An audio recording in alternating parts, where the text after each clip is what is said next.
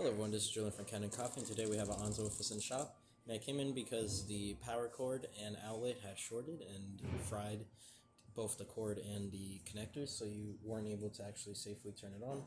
After replacing both of the outlet plus the power cord and also doing a bit of rewiring, we got it to work again. So we're going to quickly test. Putting port filter in here. We're going to start brewing the shot. Don't worry if it runs a little too fast or slow. We don't calibrate our grinders to the machine.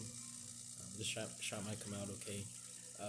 Besides that, we didn't do any other work to the machine. No tune-ups, no general servicing. We just fixed the power issue and the wiring, so it shouldn't fry. It wouldn't fry on you when you turned it back on.